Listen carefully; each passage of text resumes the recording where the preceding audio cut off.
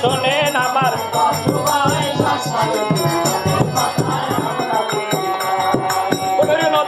রাতের বেলা কি গটাইলো বাড়ির তালা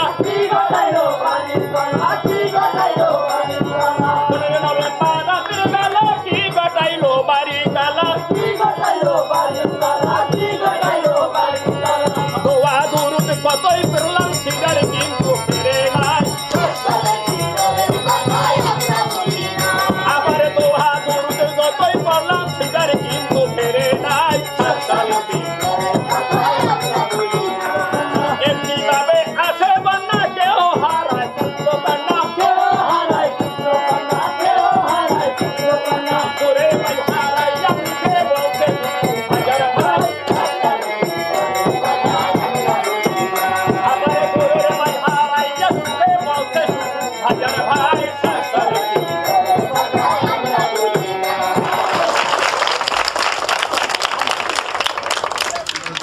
ওই দিনটা স্মরণ হয় তারা আমার কলজারা ধরপর করে কুটে হতো অস্থির হয়ে পড়ি তখন বাসার তো কোনো জয়ই ছিল না বুঝি নাই তো বই নেই এই লই যাবে একটা গেলে চলে না পানি খেয়ে কিছু চলে না কি শুধু লাশ আর লাশ সে করুণ দৃশ্য আপনাকে বলা যাবে না তখন তো আমরা অসহায় আর আমি তো এই গাছ দূরে রয়েছি এই না লাইতে বলা আস মুড়ো সবই মরে গেছে এরপর তো মানুষ বসে গেছে ঘর দুয়ার টিন টুন সবই লই গেছে মুই তো আমি পানি খাই আর বাচ্চারাই পানি খাইতে খেতে বাসায় লই গেছে দেশবাসী জনগণ শোনেন দিয়া সবে মন দুর্যোগের কথা কিছু বলে যাই দুর্যোগ হতে আমরা সবাই বাঁচতে চাই দেশবাসী জনগণ শোন দিয়া সবে মন দুর্যোগের কথা কিছু বলে যাই দুর্যোগ হতে আমরা সবাই বাঁচতে চাই দুর্যোগ হতে আমরা সবাই নদীর কূলে বেড়িবার সকলে হইয়া একসাথ সত্য করে আমরা বাঁধিব ভাই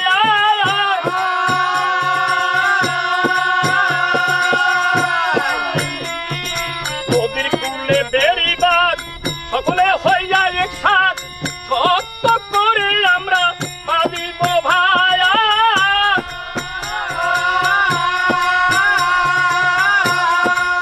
শিডরে এই ব্যারিবারটা ভেঙে গেছে এরপর শিডরের পরে একটা রিপেয়ার করছে অবদা রিপেয়ার করার সাথে সাথেই আবার আইলায় আঘাত হানে যার কারণে 60% ব্যারিবাদ আবার ভেঙে যায় আমার এই টোটাল ইউনিয়নটা অবদার ব্যারিবাদে আটকানো কিন্তু পর্যাপ্ত স্লুইজ নেই যার কারণে এই পূর্ব দিক থেকে পানি ওঠে পশ্চিম দিকে আমার এই মানে এলাকাটা এইভাবে এই পশ্চিম দিকটা একটু ঢাল তো পানি এখান থেকে উঠে পশ্চিম দিকে যে যায় পশ্চিম দিকে যাইয়া জমে যায় তো বড় সমস্যা হইলে আমাদের এই পায়রা নদীর ভাঙ্গল রোড এবং অবদার বেরিবার এই শিডরের পর আসলে সচেতন হয়ে গেছে এখন আর কিছু বলতে হয় দুর্যোগের যখনই সিগন্যাল পাই তখনই আমরা আমাদের মেম্বারদেরকে যখন ইনফরমেশন দিই মোবাইলের মাধ্যমে যে দুর্যোগ আসতেছে সবাইকে নিয়ে বসো আলাপ আলোচনা করো এরা আবার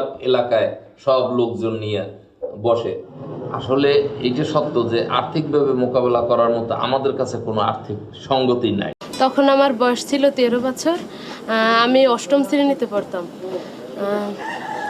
যখন শুনছি পানি আসছে তখন আমি আমার ছোট ভাই আলামিন আমরা এই বাড়ি থেকে বের হয়ে আমরা থানার উদ্দেশ্যে রওনা হয়েছি থানায় যাব থানার সামনে একটা বড় কুয়া হয়েছিল ওই কুয়ায় আমি আর আমার বড় বোন পড়ছি ওই খাদায় পড়িয়া একবারে অনেক দূরে বাসায় নিয়ে গেছিল আমাকে পুলিশেরা উদ্ধার করে আর আমার ছোট ভাই আলামিন ওকে একেবারে অনেক দূরে নিয়ে যায় পানির স্রোতে সেটা আমি বাঁচার জন্য দেখি যে কিছু পাচ্ছি না, তখন দূরে দিই গাছ, আমি সাঁতার কেটে ওই গাছের কাছে গেলাম। ওই বাগানে ও বাঁচার জন্য বাগানে চলে যায়, বাগানে চলে যেয়ে একটা গাছ ধরে।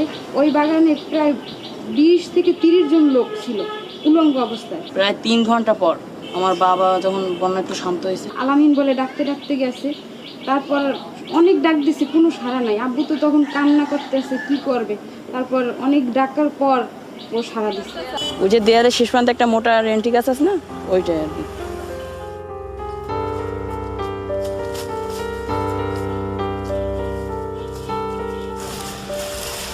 হ্যাঁ, যে এই গাছটি আমি এই জায়গায় আসি, এই পর্যন্ত যখন পানি ছিল, তো এই জায়গায় এসে ওই জায়গায় উঠছি। আমি মনে করছি যে যত পানি উঠবে আমি তত আর উপরে উঠতে হবে। আমার আব্বু ওই রাস্তা দিয়ে ডাকছিল, তখন আমি এই জায়গায় লাফ দিয়া, পানির স্রোতটা একটু কম, আমি এই জায়গায় লাফ দিয়া আস্তে আস্তে সাঁতার কাটতে তারপর রাস্তায় আসছি।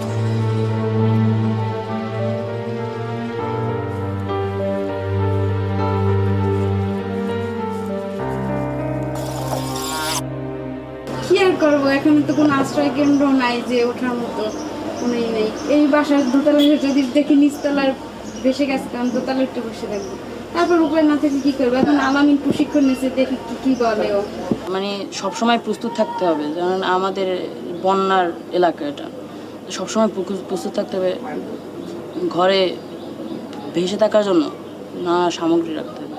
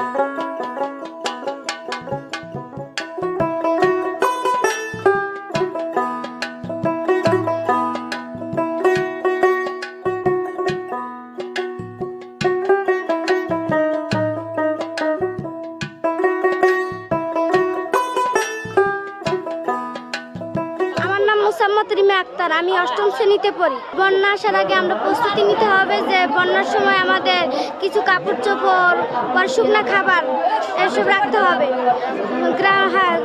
তারপর বন্যা আসার পূর্বে আমাদের মাথার চুল কিছু দেবে বাইতে নিতে হবে। হ্যাঁ, তারপরে 3 পিস পরা থাকা উচিত। শাড়ি পরলে বন্যার সময় কোনো দিকে কিছু করা যায় না, এবং গ্রামবাসী এলাকাদেরকে সতর্ক করা উচিত।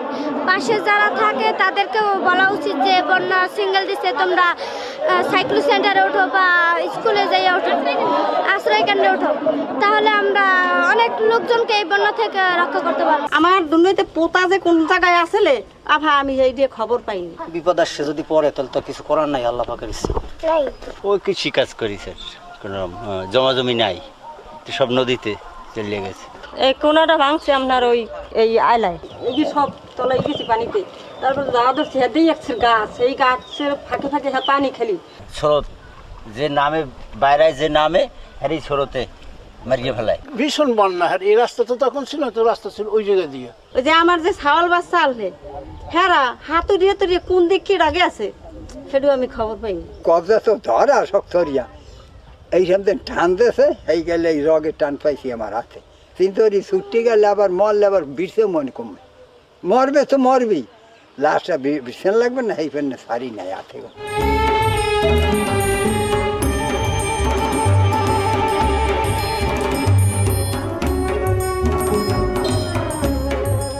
আমাদের ছোটবেলা থেকেই আমরা ঝড় তুফানের সঙ্গে প্রতিকূল অবস্থায় আছি। ঝড় তুফানের সঙ্গে আমরা লড়াই করে এখন বোধহয় আমরা যারা এই পর্যন্ত বয়সে আছি তারা বোধহয় শক্ত হয়ে গেছি এবং যথেষ্ট অভিজ্ঞতা হয়ে গেছে ঝড় তুফান আসলে আমাদের কী করণীয় এ বিষয়ে। যদি এখানে এইটা না থাকে, সাপোজ মনে করেন এবার যে ছোটো ছোটো ঘরগুলি উড়েই নিয়ে গেল, আসতে যাবে কোথায়? ওরা তড়িৎ গতিতে আসতে পারলো। আর যদি আমরা গ্রামের বাড়ি ধরেন একটা বাস দিয়ে সাঁকো দেয়, সেটা তাড়াতাড়ি চলে যেতে আসতে পারবেন না, তার জন্য একটু দ্রুত গতিতে আসতে পারে।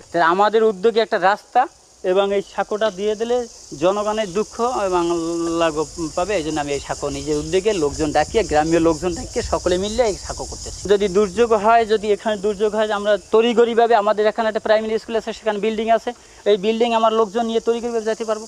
এই জন্য আমি সাঁকোটা একটু পাশে প্রসারিত করে দিচ্ছি, যাতে তড়িঘড়িভাবে যাওয়া যায়, পারাইতে পারি। ভবিষ্যতে যদি আমি অল্প হুঁশিয়ার সংকেত পাই, তা আমি বেশি ধরনের কাজ করব, যাতে আমাদের লোকজন, বৃদ্ধ আর শিশুই তো বেশি মারা যায়, এগুলো আগে পৌঁছাবার চেষ্টা করবো। যেখানে উঁচু আছে, যেখানে স্কুল ঘর আছে, যেখানে সাইক্লোন সেন্টার আছে, ওখানে পৌঁছাবার চেষ্টা আমি করবো। উপকূলীয় এলাকায় এক ভেরি বাদ ছুটে গেলে পানি উঠে যায়, তা পানি উঠলে জানি উঁচু করে গেলে একটা কোনো উপরে উপরে থাকতে পারি, এই জন্য উঁচু ঘর করা হয়। আর ওই সিডর এলাকার আর উপকূলীয় অঞ্চল পানি এসে যায়, এই জন্য আমরা ঘর বাড়ি উঁচু উঁচু করে ঘর করি।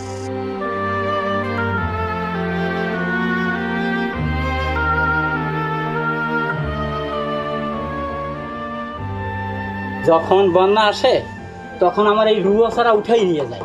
এই রুয়া ছাড়া একটা রুয়া কোনা দিয়ে ছুটে নিয়ে ফেলায়, এটি আমার ওই অভিজ্ঞতা হয়েছে। তাহলে সকল রুয়া ছাড়া ঘুরিয়ে উঠিয়ে যায়। তো যখন এই ঘুরিয়ে উঠেছে, এবার আমি নতুন এই সিডরে ঘর করিয়ে দেওয়ার পর আমি এই ক্লাম করেছি, এই একটা ক্লাম করছি, এই একটা ক্লাম করছি। এখন যত বড় বাতাস আসুক, এই ক্লাম এখানে এইটে না ছুটে গিয়ে, এইটে না ছুটে গিয়ে এইটা রুয়া এটা উঠাইতে পারবে না। এই একটা ক্লাম করেছি, এই একটা ক্লাম করছি, এবং একটার পর পর ওই কোনায় দিছি 4টা, যেটা হইলে এই এখানেও দিছি, এখানে দিছি, এখানেও দিছি। এইবার আর কোনোভাবেই এইটা আলাদা করে উঠে নিতে পারবে না, কারণ হয়েছে এই ক্লাম সর্ব জায়গায় দিয়েছি, অ্যাঙ্গেল করিয়ে দিয়েছি, যার জন্য এই রুয়া ছাড়া আর খোলার কোনো কায়দা নাই। সিডুয়ারে আইলিয়ায় একটা দুর্যোগ আসছিল, যে পানি পানি পানি পানি করিয়া আমার ওখানে পুলিশ ছুটে গেছে। তার জন্য যদি এইটাই যদি পানি হয়ে যায়, তা আমার কি, আমরা এইটা চলে যাবে। এই সাথে চলে এখন টিন আমার আগলা করা আছে, যদি ওখানে যায়, ওখান দিয়ে আমরা উৎসব পড়ে যেতে পারবো। উপরে একটা আবার একটা এই করেছি, তক্তা দিয়ে ওইটা আলাদা করেছি। ওখানে ওই রুয়া ছাড়া যতটা আছে না, প্রত্যেকটার সাথে ক্লাম আছে, জানি উপরে বাতাস বাজলে ওখানেও ক্লাম না মোড়াইতে পারে। আমার মূল কথা হয়েছে যে বাতাস চতুর্পাশ আইলেই আমার ঘূর্ণিঝড়ই মোড়াই পর, যাতে না মোড়াইতে পারে, প্রত্যেকটা ক্লাম আছে। এবং উপরেও আমি ওই ক্লাম দিয়া সিস্টেম করছি, যে এটা হয়ে গেলে উপরে চলে গেলাম, উপরে আমার প্রত্যেকটা রুয়ার সাথে, চেরার সাথে, এবং অ্যাঙ্গেল করে এই অ্যাঙ্গেল অবস্থায় প্রত্যেকটা রুয়া ছাড়া আমি ক্লাম দিয়েছি উপরেও। এইখানে আমাদের যখন পূর্বকালীন যে ঘর ছিল, তখন একটা প্যারাক ছিল, প্যারাক লোহা, যা ছাদ লোহা কয়। তা ছাদ লোহা থাকলে বাতাস আসলে ওই লোহা ঘর মোড়াইলেই ওই লোহাটা বাইরেই যেত, লোহা বাইরেই গেলে ঘর মোড়াই এই আড়া ছুটে যেত। এটা আড়া কয় আমাদের গ্রামের ভাষা আড়া। এবার আমি করেছি এই একটা এপাশে নাট দিছি, নাট এপাশে নাট দিছি, এপাশেও নাট দিছি, মুড়ির মতো লাগাই দিছি নাট কাজ করে। হ্যাঁ, নাট যার জন্য এইটা থেকে এটা কোনো অ্যাঙ্গেল ভাবে ছুটাইতে পারবে না। এই নাটটা আমি নূতন করেছি এবার এই দেশের ভিতরে,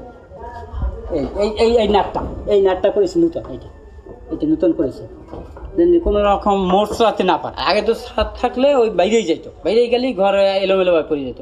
আর এই নাটটা করা আমার পড়বে না।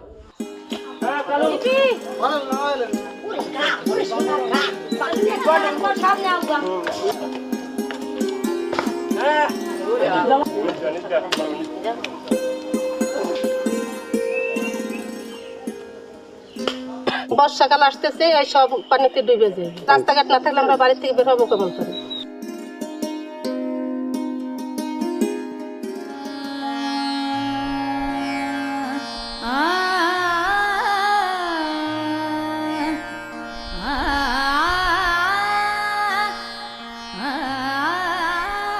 আমি সিডারের সময় ছিলাম সাগরে থাকাকালীন তো আমরা ওই বন্যার সময় সাগরেই রয়েছি। তারপর আসলাম বাড়িতে, এসে দেখি তো এখানে কিছুই ছিল না, এখানে শুধু জলা ছিল। এর আগেও এখানে দোকানপাট ছিল।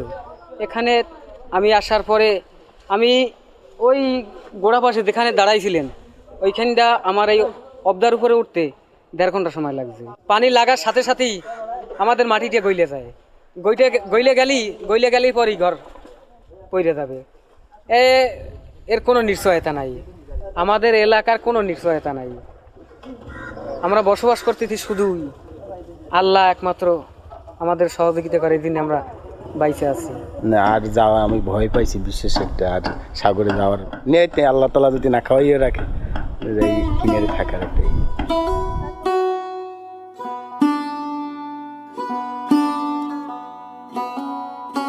এমন পানি আসছে, পানিতে আমি দাঁড়াইতে পারিনি।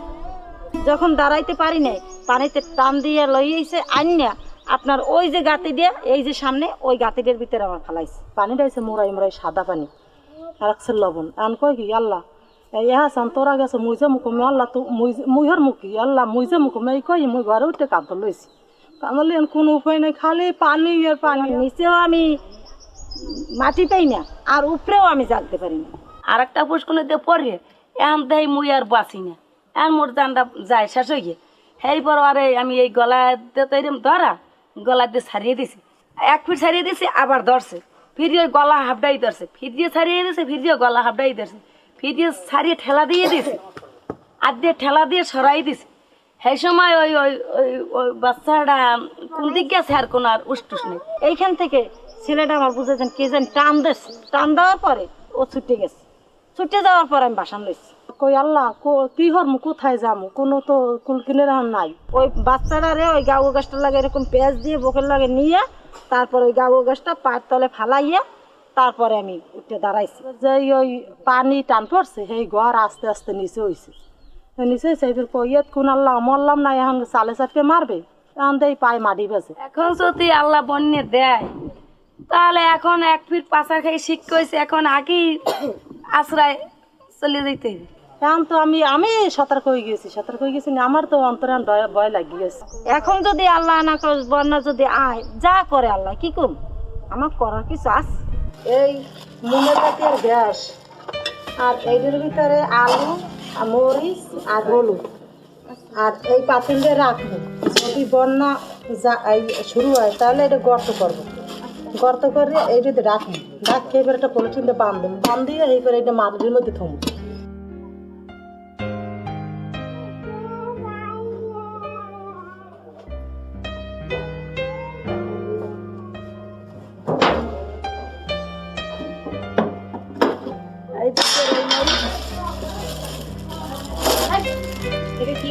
মরিচের গুঁড়ো এটা রাখলে কি করবেন? দাবার বই নইলে পাক করে লইয়ে যাওয়া লাগবে, নইলে তেল গুছিয়ে রাখলে যদি আল্লাহ জ্বর বৃষ্টি কমায় তারপর খাইতে হবে না। আর এই যে চুলা ওই গুণা ওই হালকা ওই রাস্তার ভিতরে মাটিতে ওই চুলাটা যদি বসায় তারপর বাথরুম দেখা হবে। এই চুলা সহজেই আপনারা নিতে পারেন। হ্যাঁ, এটার ভিতরে পানি, এটা গর্ত খুঁজছে, পানি দিয়ে ঢুকিয়ে রাখবে। এই দরজা দিয়া পানি হইলে টিনে হাত দিয়া বা ওই ডলা ঘরে যে হাতির আছে ওই টিন ছড়াইয়া কোন নিচে পানিতে বন্যায় তো হাবুডুবু খাইবে, তখন এই উপরে উঠবে, এই কেল ওই টিন এইরকম ধাক্কা দিয়ে ছড়াইয়া আতুর দিয়ে খাইবে, বাইরেই যাবে জানলাই দিয়ে জানলাই দিয়ে ওই বের হয়ে গিয়ে খুলে চলাই যাবে। আজকের বিতর্কের বিষয় সচেতনতায় দুর্যোগের ঝুঁকি কমাতে পারে। সঙ্গত কারণে আমি এর বিপক্ষে দৃঢ় অবস্থান নিয়েছি। আমরা যদি দুর্যোগের পূর্বে খাদ্য সংগ্রহ করে না রাখি তাহলে আমরা দুর্যোগ থেমে যাওয়ার পর আমরা কি খাবো? আমরা যদি আন্তর্জাতিক দিক থেকে আর্থিক সহযোগিতা পাই এবং বিজ্ঞান প্রযুক্তি যদি সুষ্ঠু প্রয়োগ করতে পারি তাহলেই আমরা দুর্যোগের ঝুঁকি হ্রাস করতে পারবো। এর জন্য সচেতনতার প্রয়োজন হবে না প্রতিপক্ষ বন্ধুরা। যতক্ষণ পর্যন্ত তোমরা নিজের ভাগ্য না গড়বে আল্লাহ তাআলা তোমাদের ভাগ্য গড়বে না। তাই আমরা যদি নিজেরা সচেতন না হই তাহলে আমরা কিছুই করতে পারবো না। আপনি কি লক্ষ্য করেছেন 1998 সালে যে বন্যার যে তাণ্ডবটা যত বেশি ছিল, কিন্তু 2007 সালের বন্যা কিন্তু ততটা তাণ্ডব বেশি ছিল না প্রতিপক্ষ বন্ধু। এর থেকে বোঝা যায় যে 98 সালের তাণ্ডব বেশি ছিল, ক্ষয়ক্ষতি বেশি হয়েছিল, আর 2007 সালের দুর্যোগে তাণ্ডবটা কম ছিল বলে ক্ষয়ক্ষতি কম হয়েছিল। এতে সচেতনতা যে কাজ করছে এটা বলা যায় না। প্রাকৃতিক দিক থেকে পৃথিবীকে প্রতি বছরই বাংলাদেশে ভয়াবহ দুর্যোগের আশঙ্কায় বিজ্ঞানের যুগেও কেন আমাদের আতঙ্কিত করে রাখছে? বিপক্ষের বন্ধুদের কাছে প্রশ্ন রইল, আশা করি উত্তর দিয়ে দেবেন। প্রতিপক্ষের বন্ধুরা, আপনারা বলেছেন সচেতনতা দিয়ে দুর্যোগ রোধ করা যায়। প্রতিপক্ষের বন্ধুরা, আমরা এখানে বিতর্ক করছি, এই মুহূর্তে যদি এখন এই ভূমিকম্প হয় আমাদের এই বিল্ডিংটি ভেঙে পড়ার সম্ভাবনা থাকে, তখন আপনারা সচেতনতা কিভাবে আপনারা কাজে লাগাবেন? বিপক্ষের বন্ধুরা কথায় বলে নিজের ভালো পাগলও বুঝে, তবে সচেতনতা দুর্যোগের ঝুঁকি কমাতে পারে। কেন এই কথাটি আপনারা বুঝতে পারছেন না? প্রতিপক্ষ বন্ধু, তাই আমি বলছি এত বিতর্কে না জড়িয়ে আসুন আমরা একসাথে একমত হই যে সচেতনতা কখনোই দুর্যোগের ঝুঁকি কমাতে পারে না। আসুন প্রতিপক্ষের বন্ধুরা, আমরা কোনো প্রকার তর্কে না জড়িয়ে কণ্ঠে কণ্ঠ এবং সুরে সুর মিলিয়ে বলি, সচেতনতা এবং সচেতনতাই পারে দুর্যোগের ঝুঁকি হ্রাস করতে।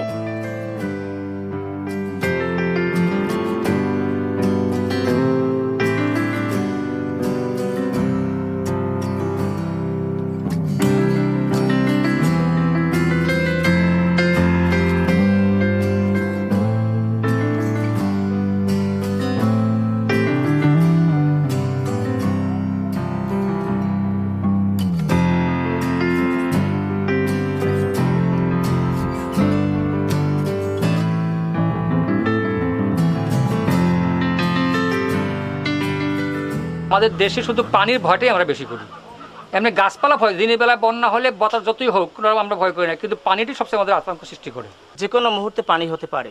তা আমি এই গরুর খাবারের যে খেয়াটা, এই খেয়াটারে একটু ওই নিচ থেকে মাটি থেকে একটু উঁচু করে দিছি, 3-4খানি ইট দিয়ে একটু উঁচু করিয়া চকির মতন বানাইয়া ওর উপরে করে রাখছি এবং ঘরের ভিতরে আটকাই রাখছি, যেন ওই পানিতে না তলাই যায়। নিচে যদি পানি ওঠে বাফাই নষ্ট হয়ে যাবে এবং নিচে ইঁদুর লাগতে পারে, ইঁদুর লাগলেও ক্ষতি করে ফেলাইতে পারে। এই জন্য আমরা ওটার জায়গায় রাখছি ওই খাবারটা ভালো রাখার জন্য। কারণ আমাদের একটা হিসেব আছে যে বাতাস পশ্চিম দিকে যায় পানি আর আসবে না, বাতাস যখন পূর্বের দিকের থেকে আসবে পানি তখন বাড়িয়ে যাবে। আমার এই বাড়িটায় বেশিরভাগই খেজুর গাছ এবং নারকেল গাছ এবং তাল গাছও আছে আমার এই বাড়িটার ভিতরে। গাছগুলোর সুবিধা হলো এক হইলো এই ফলদার গাছ, এই নারকেল যখন হওয়া শুরু করবো 12 মাস ফল দেবে, আমাদের সংসারের অভাবটারে দূর করবে। আর একদিকে হইলো ওই নারকেল গাছের শিকড়টা খুব মজবুত, ও যেখানে থাকে যেই জায়গায় যেই কান্দিগুলোয় লাগে ওই কান্দিগুলোর মজবুত করে ধরে রাখে, ওই কান্দিটা আর ভাঙে না। সৌন্দর্য তো মনে করেন একটু পাকা করলাম, এটা সৌন্দর্য বাড়াই দিলাম, কিন্তু আসলে মূলত উদ্দেশ্য হলো এইটাই, জলোচ্ছ্বাস হইলে যাতে মাটিটা ধ্বংসে না যায়। পানি লেগলেই তো মাটিটা সরে যাবে, ঘরটা কেটে পড়ে যাবে আর ক্ষতি বেশি হবে। তো এই পাকা মাটি থাকলে ক্ষতিটা কম হবে। আমি একটু পোতাটার একটু মজবুত করে বাঁধার চেষ্টা করছি। সেটা হলো মাটি, আলগা মাটি দেওয়ার পর মাটিটা যেন ফাঁকা না থাকে, ভিতরে ফাঁকা থাকলেই এইভাবে এই সমস্যা দেখা যায়। পানি আসলে তখন আস্তে আস্তে ভাঙিয়ে সরে যায়, ডাববে যায়, বিভিন্ন সমস্যা হয়ে পড়ে। তা আমি এই পোতাটা বাঁধার পর ঘর যখন না উঠেছি তখন এই পোতার উপরে পাওয়ার টিলার উঠাইয়া দিয়ে সুন্দর করে ভিতরটার ফুলটার চাষ করছি। এরপর আমি ওই পাওয়ার টিলারের যে চাক্কা, এই চাক্কা দিয়ে সুন্দর করে ঘুরাইয়া পোতাটা একটু মজবুত করে নিয়েছি, ফাঁকাগুলো জায়গা করে নিয়েছি। আবার মাঝে পানি দিছি, পানি দিয়ে আবার ওই রকমের চাষ করছি, চাষ করে আবার ওভেন চাপা দিয়ে নিছি। সেই জন্য আমার পোতাটা একটু মজবুত আছে, যদিও পোতা হ্যাঁ, কিন্তু পোতা আসলে তেমন একটা ডাববে না। বন্যার পরেও কেন এখনও যে আমাদের অবস্থা, এখনও আমরা যে খাবার পানিতে এত কষ্ট করতেছি, এটা সরকারও লেখাপ করতে পারতেছে না। আমি 4বার পরীক্ষা নিরীক্ষা করার পরে 4বারের পরে একটা টিউবওয়েল বসাইছি ওখানে, ওই সামনে, সেটাও আপনারা খাইতে পারবেন না। আমরা খাই এখন অতি কষ্টে পড়ে। পানি আমাদের এই সিজন যখন আসে, অগ্রহায়ণ, পৌষ, মাঘ, ফাল্গুন, এই চৈত্র মাস পর্যন্ত পানিতে আমাদের খুবই অভাব। আমার লবণ পানি এলাকায় থাকে, যদি 2-1টা পুকুর থাকে, এই 2টা পুকুরের পানি আমরা খাই। আর টিউবওয়েলের পানি আনতে খুবই কষ্ট হয়, দূরে দূরে করে পানি আনতে হয়।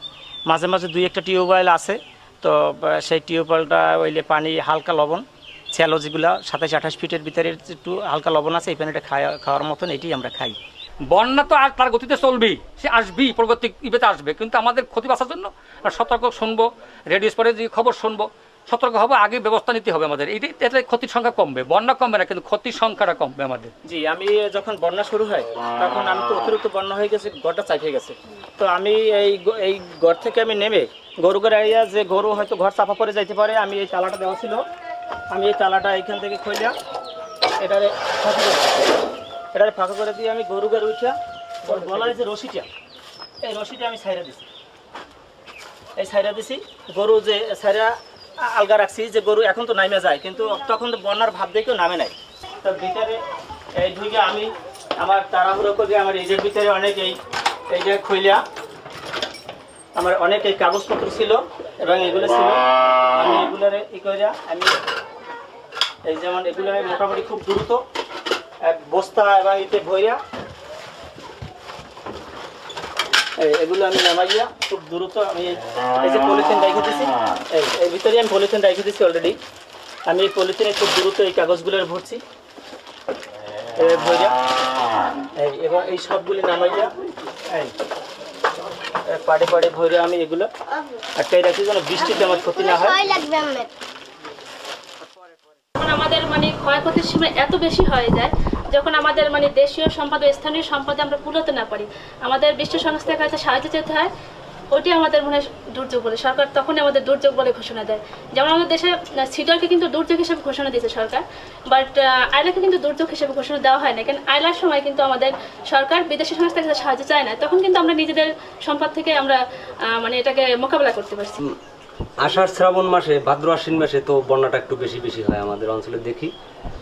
যখন আমরা দেখি যে পূব দিকে বাতাস ঘটছে, পূবাল টানে গেছে, এই কোণে গেলে পানি বেশি হবে। প্রধান হইলে আবহাওয়া অফিস আমাদের সতর্ক করলে সেই সতর্ক অনুযায়ী আমরা গ্রাম অঞ্চলে যত লোকজন আছি বা যে যেখানে থাকি সেই অবস্থায় আমরা সতর্কবাণী অবলম্বন করতেছি যে মানুষ তো মরছে, যদি বিপদে পড়ে একটা লোক মারা যাবে আর দুইটা লোক বাঁচতে থাকবে, তারা একটু যদি সহযোগিতা করা যায়, উসিলা স্বরূপ যদি আমরা 10 ভাই চেষ্টা করি যদি একটু বাঁচাইতে পারি। দায়িত্ব এলে যে কোনো ঝড়ঝাপটা এবং শত্রু থাকলে ডাকায় বা ওই অন্য দেশের সাথে এই দেশের সাথে যুদ্ধ বাজলে আমাদের মোকাবেলা করার দরকার। হ্যালো, কালবাগ্রাম চেয়ারম্যান সাহেব। হ্যাঁ, আমি ছোট কথা আইসিএম কৃষক ক্লাবের সভাপতি। হ্যাঁ, আমরা ওই যে সিবিওর পক্ষ থেকে আমরা রেডিওতে খবর শুনলাম 3 নম্বর সিগন্যাল হয়েছে। হ্যাঁ, আমাদের তো এখন পতাকা টাঙানোর দরকার। টাঙ্গাই দেবো কি? আচ্ছা আচ্ছা ঠিক আছে। হ্যাঁ মামুন, তুমি এখন পতাকা টাঙ্গাই দাও। 3 নম্বর সিগন্যাল দেখাতে চেয়ারম্যান সাহেবের ওই অনুমতি নিচ্ছি, আমরা একটা পতাকা টাঙ্গাই দাও।